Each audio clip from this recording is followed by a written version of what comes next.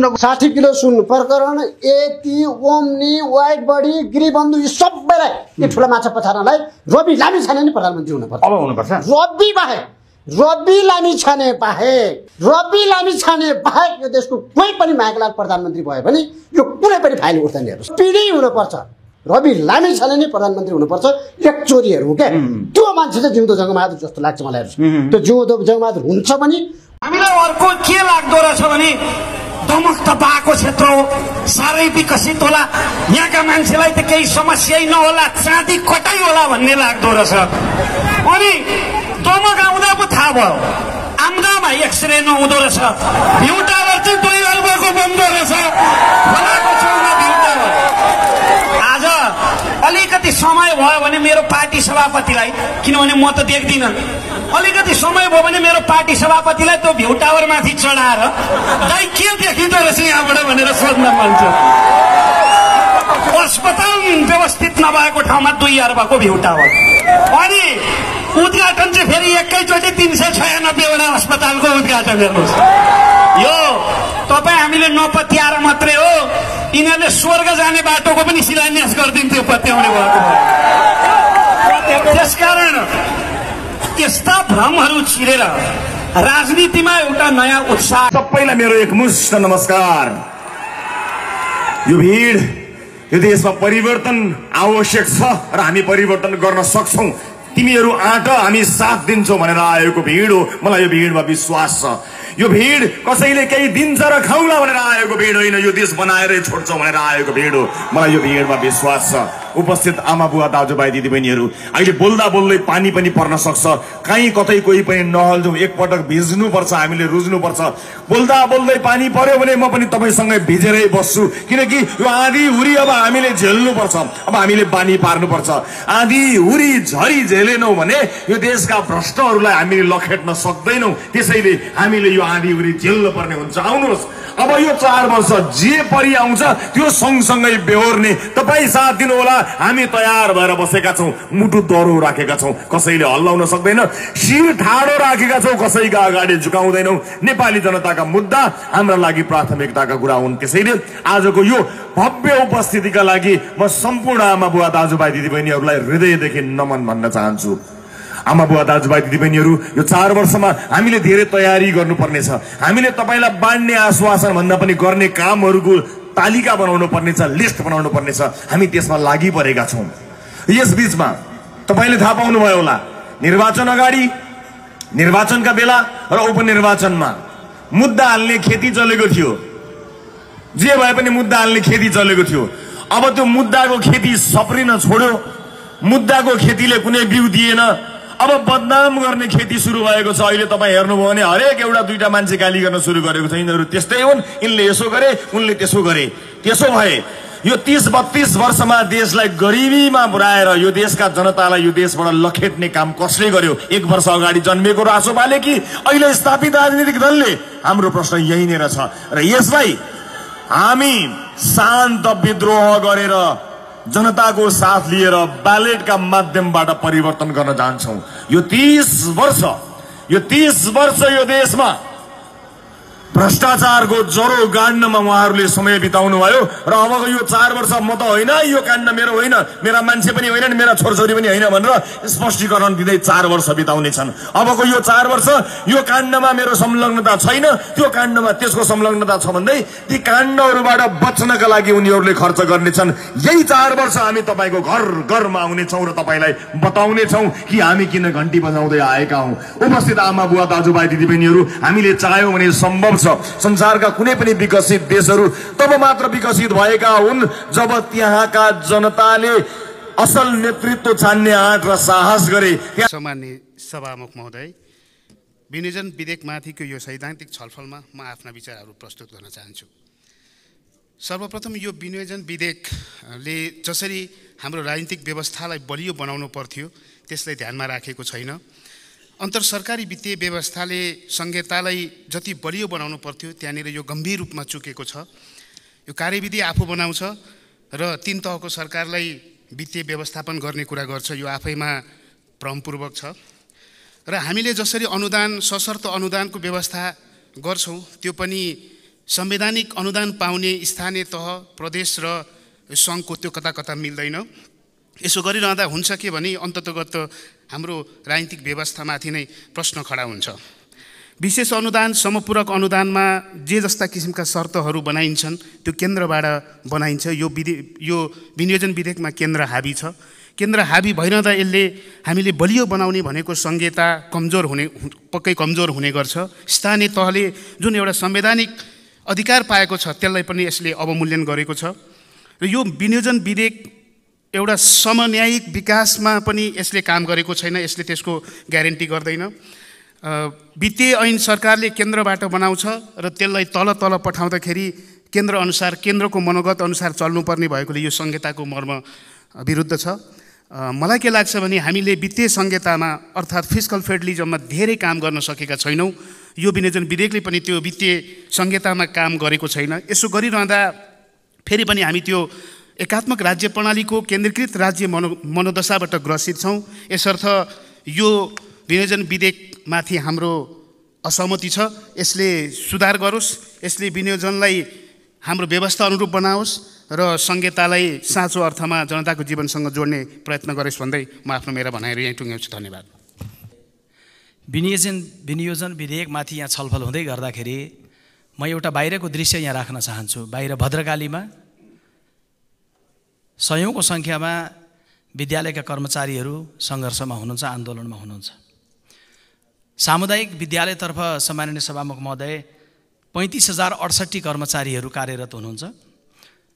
लेखाको कर्मचारीलाई 13,500 सरकारले तलब दिने गरेको छ र कार्यालय सहयोगीलाई 8,000 तलब होइन अनुदान दिने गरेको छ। म स्कुल पढ्दै गर्दाको दुईटा नाम सम्झिन्छु सभामुख महोदय, रामबहादुर मगर र भीम ठकुरी। उहाँहरू दिवंगत भइसक्नुभयो, तर उहाँहरूको हातमा न काम चलाउ तलब थियो, न अवकाश पाउने निश्चित उमेर थियो, न उहाँहरूले पेन्सन पट्टा पाउनुभयो। हालत अहिले पनि उस्तै छ।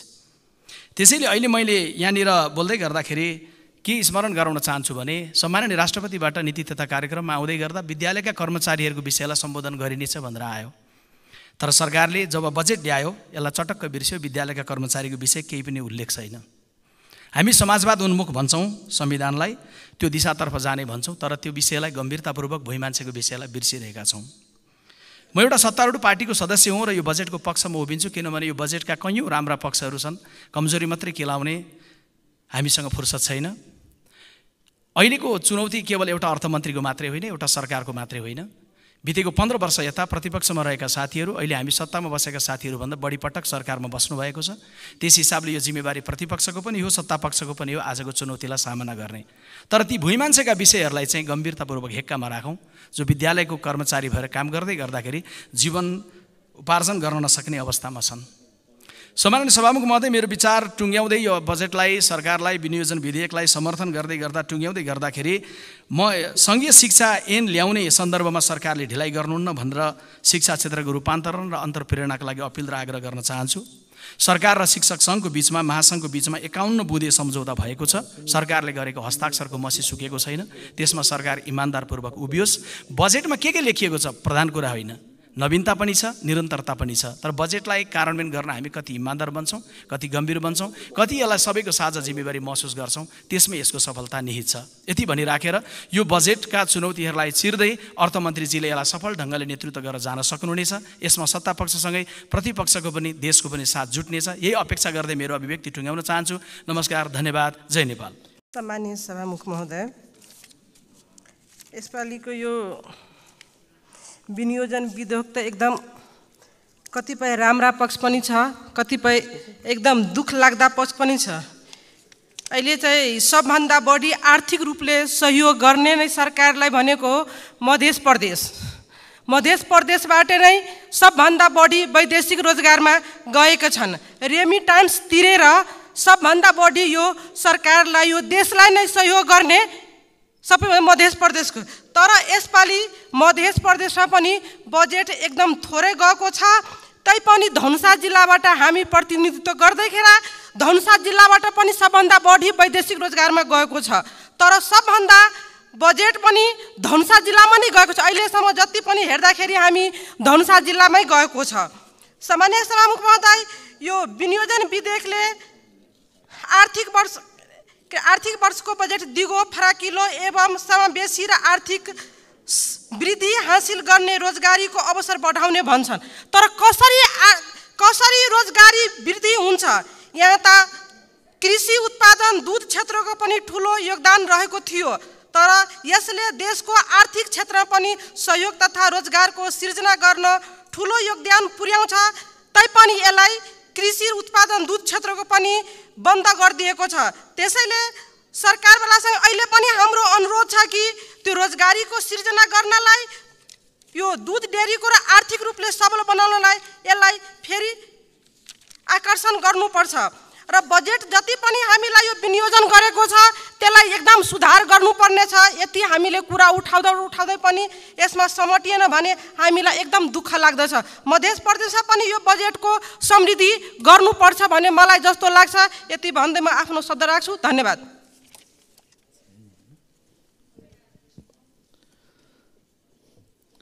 मान्य सदस्यहरू, अब म माननीय अर्थमन्त्री डाक्टर सभामुख महोदय, नीतिगत भ्रष्टाचारको अवस्था दिनानुदिन भयावह एवं चुनौतीपूर्ण बन्दै गइरहेको छ। सेवाग्राहीहरूसँग गरिएका मत सर्वेक्षण एवं अध्ययनहरूबाट समेत नीतिगत भ्रष्टाचार सङ्घबाट प्रदेश हुँदै स्थानीय सरकारसम्म फैलिसकेको देखिन्छ। सिंहदरबारको अधिकार गाउँ गाउँमा भन्ने संघीयताको आकर्षक नारासँगै नीतिगत भ्रष्टाचार पनि अब सिंहदरबारबाट गाउँ गाउँ फैलिसकेको छ। यसलाई समयमै प्रभावकारी ढङ्गबाट नियन्त्रण नगर्ने हो भए यसले संघीयताको औचित्य नै समाप्त पार्न सक्छ। अख्तियार दुरुपयोग अनुसन्धान आयोग ऐन 2048 मा अनेकौं पटक संशोधन भइसक्दा पनि नीतिगत भ्रष्टाचारलाई अनुसन्धानको दायरामा नसमेटिनु शङ्कास्पद छ र मुलुकको लागि दुर्भाग्यपूर्ण पनि छ। यसतर्फ गम्भीर हुन सम्मान्य सभामुख मार्फत सरकार र संसदको गम्भीर ध्यान आकर्षण गराउन चाहन्छु। नेपालको जय होस्। मान्य सदस्य श्री श्याम कुमार घिमिरे।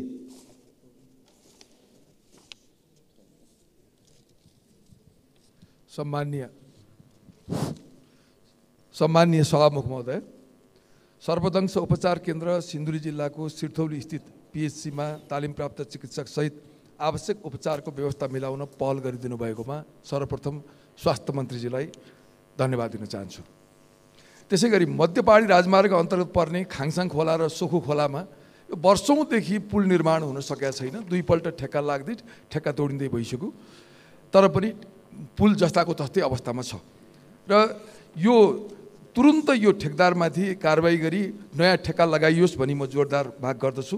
साथै यो ठेक्का लिएर काम नगरी अलपत्र पार्ने ठेकदारहरू काम सम्पन्न भइसकेपछि पनि भुक्तानी नदिने सरकारमाथि पनि कारबाही गर्ने गरी नयाँ सार्वजनिक खरिद ऐनमा आवश्यक संशोधन गरियोस् भनी जोरदार माग गर्दछु। धन्यवाद। माननीय सदस्य श्री शान्ति विक।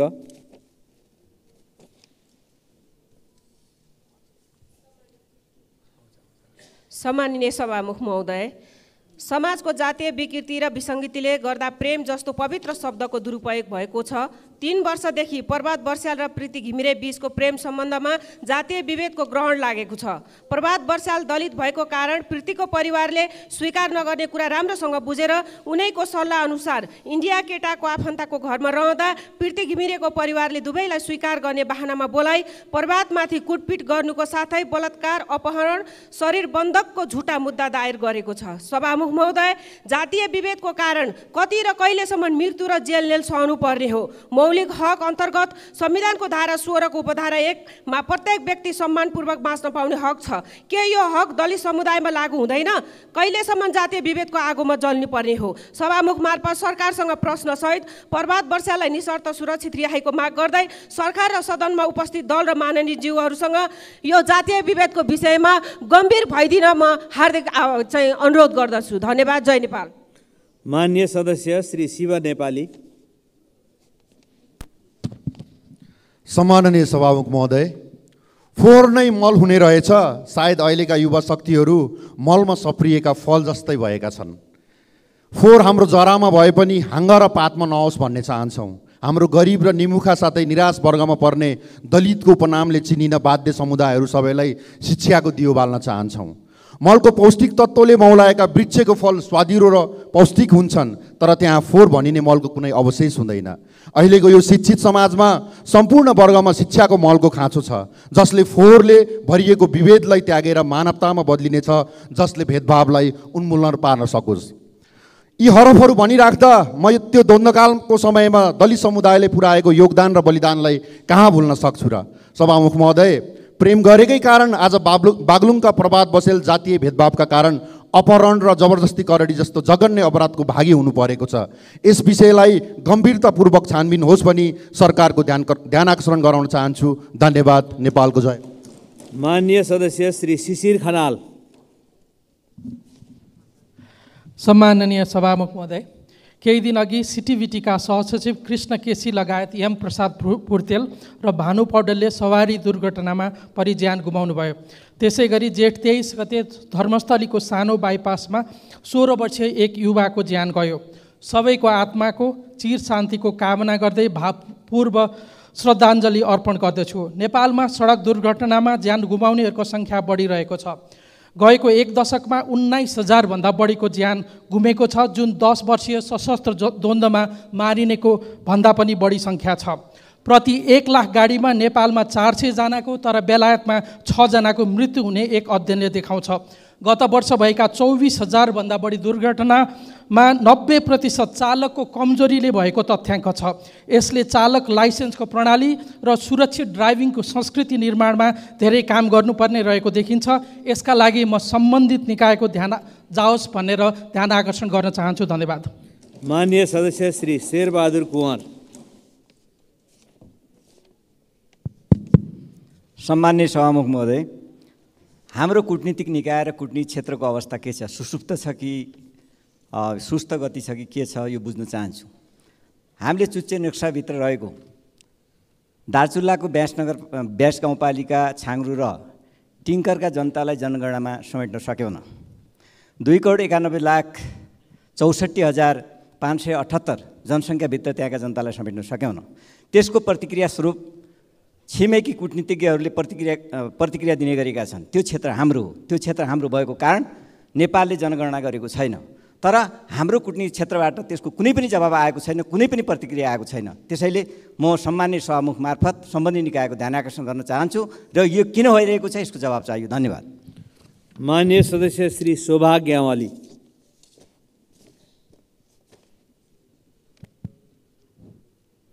सम्माननीय सभामुख महोदय,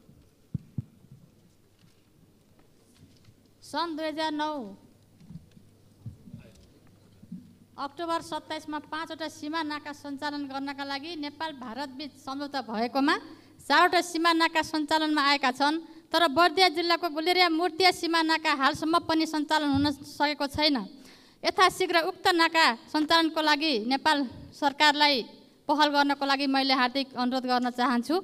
साथै 71 सालको बाढी पीडित परिवारले भूकम्प पीडित सरह राहत पाउने निर्णय नेपाल सरकारबाट भए पनि हालसम्म निर्णय अनुसारको राहत पाउन नसकेको हुँदा यथाशीघ्र बजेटको व्यवस्थापन मिलाउन सभामुखज्यू मार्फत नेपाल सरकारको ध्यान आकर्षण गर्न चाहन्छु। हस्त। धन्यवाद। माननीय सदस्य श्री सन्तोष परियार। सम्माननीय सभामुख महोदय, जेठ 23 गते भक्तपुर बहुमुखी क्याम्पसको नवनियुक्त क्याम्पस प्रमुखको कुर्सीलाई रुखमा झुन्ड्याइयो र उहाँको नेम प्लेटलाई पनि रुखमा झुन्ड्याइयो। विद्यार्थी विरोधका नाउँमा जेठ 29 गते पूर्वाञ्चल विश्वविद्यालयका सेवा आयोगको अध्यक्षलाई कालो मोसो दलियो। सम्माननीय सभामुख महोदयलाई म स्मरण गराउन चाहन्छु, लगभग 3 वर्ष अगाडि त्रिभुवन विश्वविद्यालय समाजशास्त्रका प्राध्यापकलाई दिनदाडै साङ्घातिक हमला गरियो। यसरी विश्वविद्यालयमाथि यस्ता हमलाहरू हुँदाखेरि सरकार के हेरेर बसेको छ? स्मरण गराउन चाहन्छु, नेपालका गरिब र सबै ठाउँबाट आएर उच्च शिक्षा हासिल गर्ने त्रिभुवन विश्वविद्यालयलाई एकातिर शिक्षाको गुणस्तर घटाउने, अर्कोतिर यो खालको गुण्डागर्दी गर्ने चलन चलिरह्यो भने हाम्रो देशको भविष्य कतातिर जाला? म सामान्य सभामुख मार्फत नेपाल सरकारका शिक्षा मन्त्रालयको ध्यान आकर्षण गराउन चाहन्छु र शिक्षा मन्त्रीलाई घटनाको यथार्थ विवरण प्रस्तुत गर्न आग्रह गर्न चाहन्छु। धन्यवाद।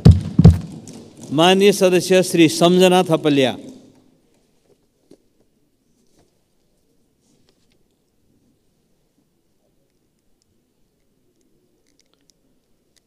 माननीय सदस्य श्री सम्झना थपलिया। माननीय सदस्य सम्झना थपलिया। माननीय सदस्य श्री सरस्वती सुब्बा।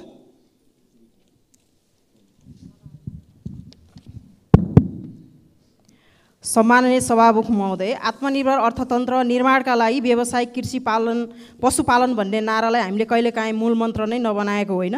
नेपालमा कृषि बिमा गर्ने कम्पनीहरू 15वटा छन्। बाली बिमा गर्ने कम्पनीहरू चासो दिँदैनन्। पशु बिमा सजिलै हुने गरेको थियो।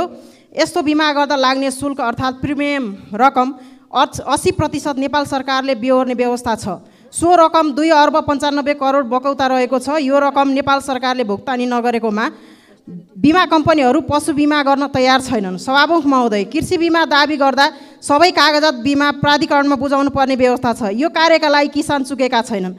तसर्थ नेपाल सरकारले तिर्नुपर्ने बकौता रकम तुरुन्त निकास गरी बाली बिमा पशुधन बिमा सुचारू गरियोस्। बिमा कम्पनीलाई बिमा गर्न तुरुन्त निर्देशन गरियोस्। यस्तो बिमा दाबी र भुक्तानी केन्द्रीय स्तरबाट होइन, स्थानीय तहबाटै गर्ने व्यवस्था मिलाउन पहल गरियोस्। प्रदेश र स्थानीय सरकारको सक्रियता बिना यस्तो कार्य सम्पन्न हुँदैन। माननीय सदस्य श्री सराज अहमद फारूकी। सम्मानीय सभामुख महोदय, कपिलवस्तु जिल्लाको चनौटादेखि कृष्णनगर 20 किलोमिटर औद्योगिक क्षेत्र भएका छन्। त्यसलाई औद्योगिक करिडोरको रूपमा मान्यताका साथ उद्योगलाई व्यवस्थित गरियोस्। साथै कृष्णनगर भन्सारलाई ड्राइपोर्टको रूपमा विकास गरियोस्। ड्राइपोर्टको बारेमा अर्थमन्त्रीज्यूसँग प्रश्न गर्दा जवाबमा एमसीएफसी रोडको रूपमा जवाब आयो, त्यो प्रष्ट होस्। धन्यवाद। माननीय सदस्य श्री सरिता भुसाल। सम्माननीय सभामुख महोदय, वर्षायामको सुरुवात र बढ्दो गर्मीसँगै तराईका जिल्लाहरूमा विषालु सर्पको बिगबिगी बढिरहेको छ। पश्चिम नवलपरासी जिल्लाको बर्दघाट स्थित चिसापानी अस्पतालमा सर्पदंशको औषधि भए तापनि तालिम प्राप्त चिकित्सक र स्वास्थ्यकर्मी नभएको कारणले यस क्षेत्रका बिरामीलाई बुटोल तथा भरतपुर अस्पताल लैजानु पर्ने बाध्यता रहेको छ। समयमै उपचार नपाउँदा थुप्रै नागरिकहरू अकालमै ज्यान गुमाउन विवश छन्।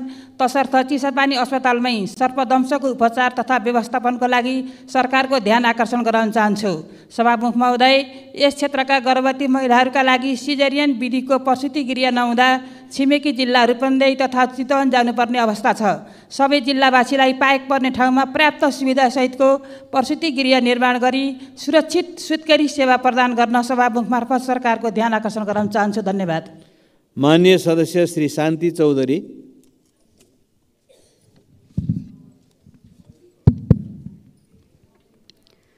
सम्माननीय सभामुख महोदय, वन्यजन्तु संरक्षणको क्षेत्रमा नेपालले हालैका दिनमा पाएको सफलताले खुसी भए पनि हालैका वर्षमा मानव वन्यजन्तु बीचको द्वन्द्व पनि बढेको छ। यसलाई कसरी कम गर्न सकिन्छ भन्नेतर्फ ध्यान दिन जरुरी छ। सभामुख महोदय, बफर जोन क्षेत्रका जनताको जीवधनको सुरक्षामा सरकार गम्भीर देखिँदैन।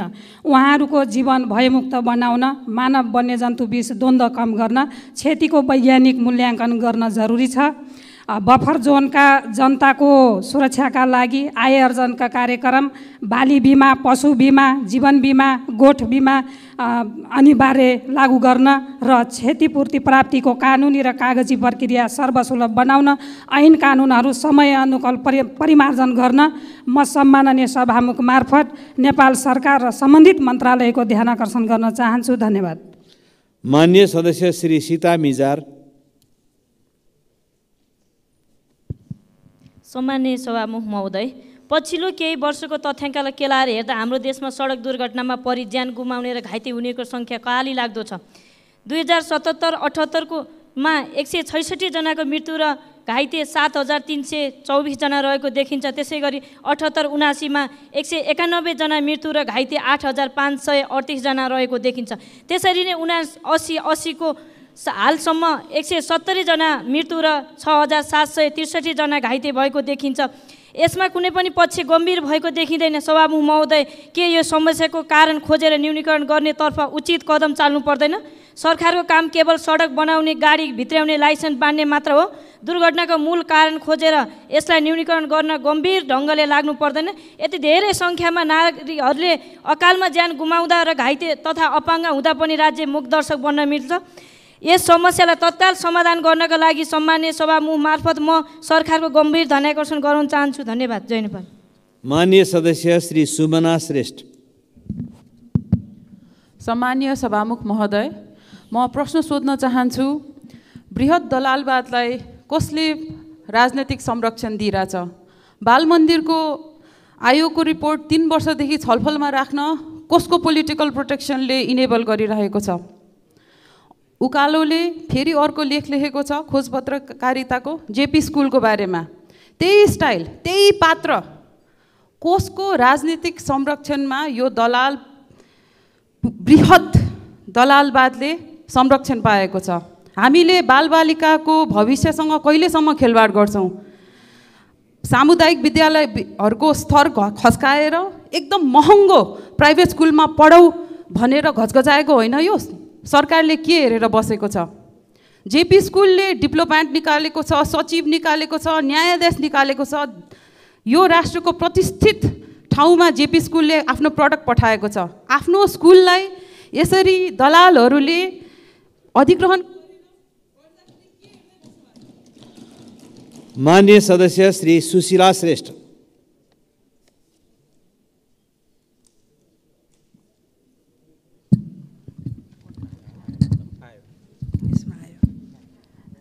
सम्माननीय सभामुख महोदय, विशेष गरेर गाई गोरु र भुसुवा कुकुरहरू सहरको प्रमुख चोक र राजमार्गहरूमा छाडा रहँदा सडक दुर्घटना बढ्ने गरेको तथ्याङ्कले बताएको छ। भुसिया कुकुरको आक्रमणबाट मोटरसाइकल यात्रु सख्त घाइते हुने र अकालमै ज्यान जाने अवस्था रहेको छ। कवाडी सामान सङ्कलन गर्ने तथा घुम्ती व्यापारीहरू, स्कुले बालबालिकाहरू र गरी खाने मजदुर वर्ग जो आफ्नो ड्युटी गरेर रात परेपछि घर फर्कँदाखेरि कुकुरको हुलले आक्रमण गर्दा असुरक्षित अवस्थामा रहेको छ र दिनको 500 भन्दा बढी मान्छेहरू रेबिजको इन्जेक्सन लगाउन टेकु पुगेको स्थिति रहेको छ, जसको निम्ति पशु अधिकार कर्मी, स्थानीय, प्रदेश र सङ्घीय सरकारको गम्भीर ध्यान आकर्षण होस् भन्न चाहन्छु। सोखले माननीय सदस्य श्री सूर्यकुमारी श्रेष्ठ। सम्माननीय सभामुख महोदय, कर्णाली प्रदेशमा स्वास्थ्य अभाव छ। बाल मृत्युदर, नवजात शिशु मृत्युदर, गर्भवती महिला मृत्युदर, सर्पको टोकाइ, वन आग लागि डडलियोबाट मानिसहरू बढीभन्दा बढी मृत्यु हुने गर्दछन्। सरकारको वार्षिक 2080-81 को नीति तथा कार्यक्रममा बुँदा नम्बर 136 मा कर्णाली प्रदेश र सुदूरपश्चिम प्रदेशमा एम्बुलेन्स सेवा अनिवार्य, उपलब्ध र अनिवार्य सञ्चालन भन्ने उल्लेख गरिए तापनि आर्थिक वर्ष 2080-81 को बजेट वक्तव्यमा बुँदा नम्बर 1 देखि 196 सम्म अध्ययन गर्दा कतै भेटिएन, देखिएन। सरकारले कर्णाली प्रदेशको दैलेख जिल्ला लगायत सम्पूर्ण जिल्ला र सुदूरपश्चिम प्रदेशका सबै जिल्लाहरूमा अनिवार्य एम्बुलेन्स सेवा उपलब्ध र अनिवार्य सञ्चालनमा ल्याइयोस्, जोरदार माग गर्दछु। माननीय सदस्य श्री सूर्यप्रसाद ढकाल।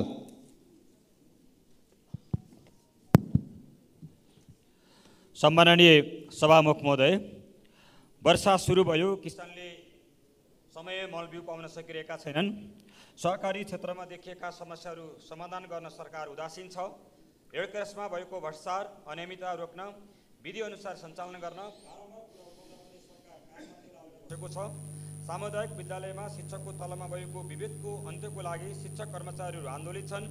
सङ्घीय निजामती कर्मचारी ऐन, सङ्घीय शिक्षा ऐन कहिले आउँछ? नाफामा रहेको कपास विकास समिति र राष्ट्रिय दुग्ध विकास बोर्ड खारेज नगरियोस् भनी किसानहरू रेली अनसन बसिरहेका छन्। यदि वर्षा सुरु हुनुभन्दा पहिले नै चुकेनाला र भक्तेखोलाको तटबन्धन गरिएन भने 3 गाउँ 500 भन्दा बढी जनता घरबारविहीन हुने अवस्था छ र हजारौँ बिघा जमिन बगरमा रूपान्तरित हुने भएको हुनाले यसतर्फ सरकारको ध्यान जाओस् भनेर म सभामुख मार्फत सरकारको ध्यान आकर्षण गर्न चाहन्छु। धन्यवाद। माननीय सदस्य श्री सूर्य थापा।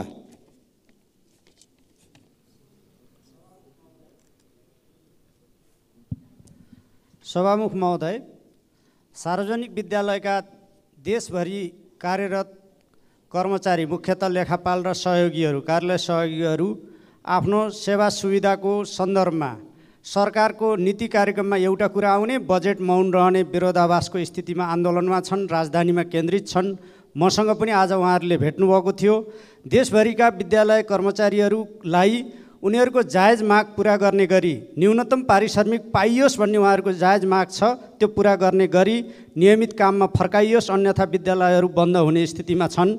एउटा दोस्रो, अतिरिक्त हुलाकहरू खारेज भइसकेपछि अलपत्र अवस्थामा पर्ने चिन्तामा रहेका कर्मचारीहरूलाई उनीहरूको रोजगारी सुरक्षित गरियोस् र अलपत्र नपारियोस्, अविलम्ब माग सम्बोधन गरियोस्। धन्यवाद। माननीय सदस्य सूर्यमान तामाङ दोङ।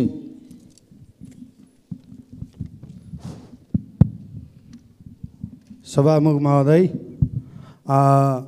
नेपाल काठमाडौँको ट्राफिक व्यवस्थापनको नाममा महानगरपालिकाले पर्सि 1 गतेबाट कोटेश्वर पूर्वको गाडीलाई लुकन्थलीमा ओह्रालेर त्यहाँका जनतालाई दुःख दिने र गाडी चाहिँ बालजुमा लगेर मात्रै इन्ट्री गर्ने जो निर्णय गरेको छ, त्यो निर्णयलाई सम्बन्धित पक्षको सभामुख महोदय मार्फत जानकारी गर्न चाहन्छु र त्यसको ध्यानाकर्षण गर्न चाहन्छु।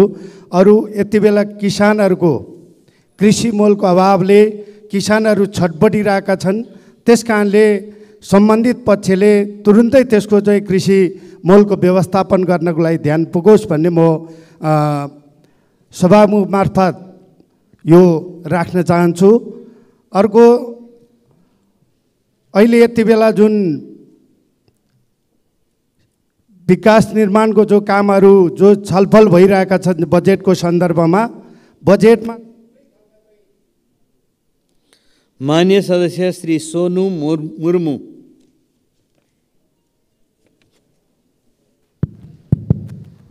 सम्मानीय सभामुख महोदय, शिक्षा ग्रहण गर्न मौलिक अधिकार अन्तर्गत पर्ने भए पनि मोरङ जिल्ला क्षेत्र नम्बर 5 जहदा गाउँपालिका वार्ड नम्बर 2 मोहनपुर गाउँमा वरपर 5-6 किलोमिटर पर स्कुल भए पनि साना बालबच्चाहरू शिक्षा ग्रहण गर्नबाट वञ्चित हुनु परेको छ।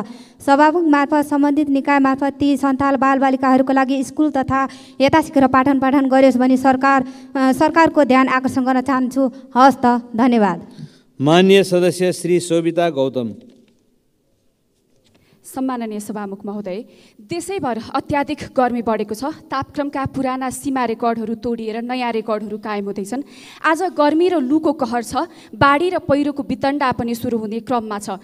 हिमालहरू नाङ्गिसके, हिमतालहरू फुट्ने जोखिममा छन्। जलाधार र सिमसार क्षेत्रहरू मासिँदै गएका छन्। डाँडा पाखा समेत कन्क्रिटका जङ्गलले भरिएका छन्। जमिनहरू खडेरीले सुक्खा भएका छन्, जसले गर्दा खेती प्रणालीमा प्रत्यक्ष प्रभाव परि देशका आधाभन्दा बढी जिल्ला खाद्यान्न न्यूनतामा रहेका छन्। जलवायु आपतकाल हाम्रो ढोकैमा आइपुगेको छ र अब ढोका थुन्छु भनेर थुन्न सकिने अवस्था छैन। सरकारले निर्धारण गरेका राष्ट्रिय लक्ष्य र अन्तर्राष्ट्रिय प्रतिबद्धताको कार्यान्वयनमा सरकार कति पनि संवेदनशील नभएको देख्दा जलवायु परिवर्तनको जोखिममा रहेको नेपाल जस्तो मुलुकमा अकल्पनीय कठिनाइ आउने निश्चित जस्तै देखिन्छ। नीति कार्यक्रम र बजेटमा गरिएका सतही प्रतिबद्धताहरू जसमा कार्य शून्य प्राय छले सम्भावित जोखिम टार्न सक्दैन। सम्माननीय सभामुख महोदय, जलवायु परिवर्तनको यस्तो भयावह स्थिति आउन नदिन र खास गरी अहिले समग्र पृथ्वीले भोगिरहेको तापक्रम वृद्धि कम गर्न यसको नियन्त्रण। माननीय सदस्य श्री हरि ढकाल। सम्माननीय सभामुख महोदय, गठबन्धन सरकार र गठबन्धनमा आबद्ध पार्टीका कार्यकर्ताहरू पूर्वाञ्चल विश्वविद्यालयका सेवा आयोगको अध्यक्षलाई कालोमसी खन्याउन उद्धत हुन्छ। प्रधानमन्त्री स्वयंले पढ्नुभएको रामपुर क्याम्पस, कृषि क्याम्पस विगतमा 42 दिन बन्द भयो। त्यो 42 दिन बन्द हुँदा शिशिर खनाल शिक्षा मन्त्री हुँदा र हाम्रो पहलमा त्यहाँको चाबी फोरियो। यसपटक फेरि आज 5 हप्ता भइसकेको छ कृषि तथा वन विश्वविद्यालय बन्द भएको, त्यहाँ बेहाल बनाइएको छ। यो देशमा विश्वविद्यालयहरूको यो हालत बनाउन पार्टीका विद्यार्थी भातृ सङ्गठन, पार्टीका कर्मचारी युनियनहरू नै हुन्। अब म सरकारको गम्भीर ध्यानाकर्षण गराउन चाहन्छु। कृषि विश्वविद्यालयमा लागेको चाबी खुलाउन सरकारको संयन्त्रले काम गरेन भने मेरो पार्टी सभापति रवि लामिछाने र हरि ढकाल स्वयं रामपुर क्याम्पसको चाबी फुर्याउन जानुपर्ने हो भनेर म सरकारको गम्भीर ध्यानाकर्षण गराउन चाहन्छु। धन्यवाद। माननीय सदस्य श्री हितबहादुर तामाङ। सम्माननीय सभामुख महोदय, मनसुन सुरु भएको छ। गत सालको मनसुनसँगै नुवाकोट जिल्लाको दुप्चेश्वर गाउँपालिकाको सबै वडाहरूमा घरखेत र अन्नबाली ठुलो मात्रामा क्षति भएको थियो, जसको क्षतिपूर्ति त्यहाँका किसानहरूले पाउन सकेका थिएनन् र अहिलेसम्म पाउन सकेका छैनन्। र अहिले पनि दुप्चेश्वर गाउँपालिकाको सबै वडाहरू यो मनसुनी समस्याले ग्रसित हुने देखिएको छ। त्यसको साथसाथै सुरीगढीको 1 नम्बर वडाको स्यामराङ लगायतका विभिन्न ठाउँहरूमा, शिवपुरीको गुर्जे वडा नम्बर 6 को गुर्जे लगायतका विभिन्न ठाउँहरूमा र तादी र लिहुका नदी किनाराका चाहिँ कटानहरू व्यापक रूपमा बढ्ने सम्भावना देखिएको छ। त्यसकारणले यो मौसम मनसुनजन्य जोखिम रोकथाम तथा न्यूनीकरणको लागि सम्बन्धित मन्त्रालय, विभाग र कार्यालयहरूको गम्भीर ध्यानाकर्षणको लागि अनुरोध गर्दछु। हस्त धन्यवाद। मान्य सदस्य श्री हितराज पाण्डे। सम्मानीय सभामुख महोदय, शिक्षा क्षेत्र हाम्रो देश विकासको ज्योति हो। शिक्षकहरू निरन्तर आवाज उठाइरहेका छन्। सरकार र शिक्षक महासङ्घ बीच 51 बुँदे सहमति भएको छ।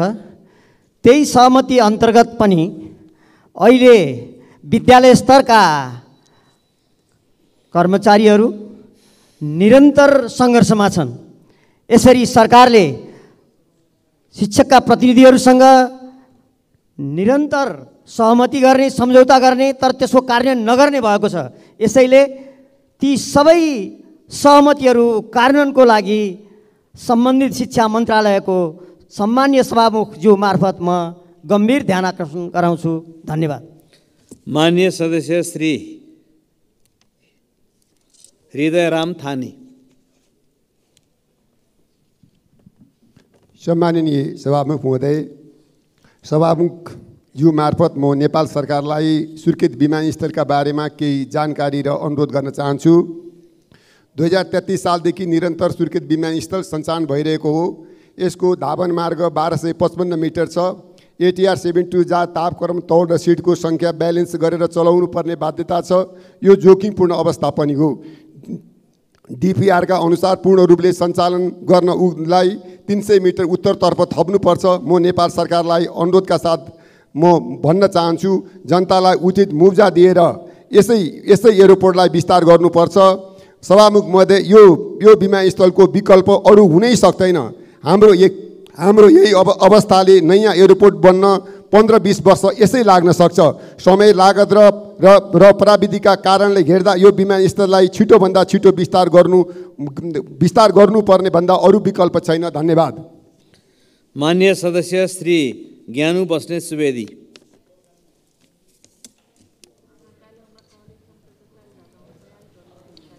मान्य सदस्य श्री ज्ञानु बस्नेत सुवेदी।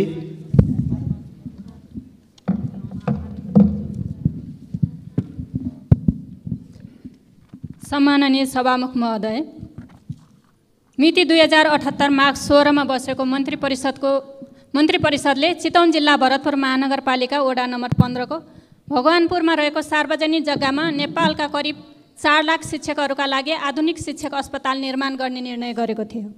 अस्पताल निर्माण गर्न जग्गाको फिल्ड बुक र नक्सा, प्राविधिकको स्थलगत नाप जाँच प्रतिवेदन, वडा नम्बर 15 को सहमति पत्र र भरतपुर महानगरको निर्णयको प्रतिलिपि सहित प्रक्रिया तत्काल पुरा भइसकेको छ। अहिले जग्गा प्राप्तिकै प्रक्रिया ढिलो भएको र फाइलहरू मन्त्रालय र विभागहरूमा अनावश्यक घुमिरहेको छ। विभाग र मन्त्रालयमा हुने यस्तो ढिलासुस्तीका कारण कतिपयले अस्पताल नै अन्यत्र सार्न लागिरहेको भनेर त्यहाँका जनताले आक्रोश व्यक्त गरिरहेका छन्। म सभामुख महोदय मार्फत सरकारलाई शीघ्र जग्गा प्राप्तिको कामलाई टुङ्ग्याउन र आवश्यक बजेट विनियोजन गरी अस्पताल निर्माणको काम अगाडि बढाउन अनुरोध गर्दछु। धन्यवाद। लाल सलाम। मान्य सदस्य श्री बीना जयसवाल।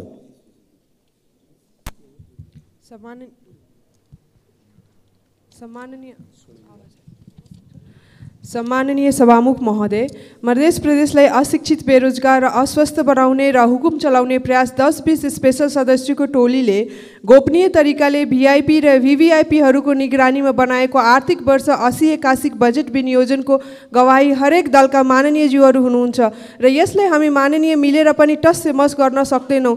तर पनि आज हामी महिनौदेखि छलफलमा भाग लिँदै आएका छौँ। महोदय, बजेटको कुरा छोडौँ, मेरो जिज्ञासा यो छ कि जुन दिनहुँ आत्मदाह र आत्मदाहको प्रयास हुँदैछ, यसबारे सरकारलाई चेतना छ कि नै? नागरिकता विधेयकलाई लिएर देश नै जलिरहेको अवस्था छ। कृपया ध्यान आकर्षण होस् र 10-20 विदेशी दलाल तथा घुसपेठहरूको पछाडि हजारौँ नागरिकलाई अनागरिक बनाउने प्रविधिको अन्त होस्, किनकि जनताले देशको निर्माण गर्दछ, देशले जनताको निर्माण कहिले गर्न सक्दैन। धन्यवाद। माननीय सदस्य श्री स्वर्णिम वाग्ले। सम्माननीय सभामुख महोदय, 2 हप्ता अघि सिन्धुलीमा सिटिभिटीको एउटा गाडी नदीमा खस्दा मेरो निर्वाचन क्षेत्र तनहुँ 1 का कृष्णबहादुर केसी लगायत यमबहादुर भुजेल र भानु पौडेल दिवंगत हुनुभयो। उद्धारमा सिडिओ सुनिता नेपाल, कुरिन्टारबाट सशस्त्र र सुन्दरीजलबाट पठाइएका सेनाका जवानहरूको भूमिका राम्रो रह्यो, म सराहना गर्न चाहन्छु। तर सुरक्षाकर्मीको राशन, गृहमा उद्धार सामग्रीको 24 घण्टा तैनाथी र कामका दौरान दुर्घटना हुँदाको क्षतिपूर्ति आदिबारे सुधार गर्नुपर्ने धेरै विषय पनि उजागर भएका छन्। सार्वजनिक संस्थाहरूको क्षयीकरणकै विषयमा 9 सालदेखि कर्मचारीलाई तालिम दिँदै आएको स्थानीय विकास प्रशिक्षण प्रतिष्ठानमा पदपूर्ति नगर्ने, प्रतिष्ठानको काम मन्त्रालय आफै गर्ने, मधेसमा 147 बिघा र पहाडमा 452 रोपनी रहेको यस संस्थाको सम्पत्ति पनि जगेर्ना गर्नुपर्ने चुनौती देखिएको छ। अर्को ललिता निवास काण्ड नदोहोरियोस्। अन्तमा नक्कली भुटानी शरणार्थीबारे कानुनी प्रक्रिया अघि बढ्दै गर्दा त्योसँग मुलुकको अन्तर्राष्ट्रिय छवि धुमिल्याउने पृथ्वी शाहको फ्रड केस पनि जोडिएको समाचार आएको छ। दण्डहीनताको मान्य सदस्यहरू, शून्य समयमा बोल्ने क्रम यही समाप्त हुन्छ।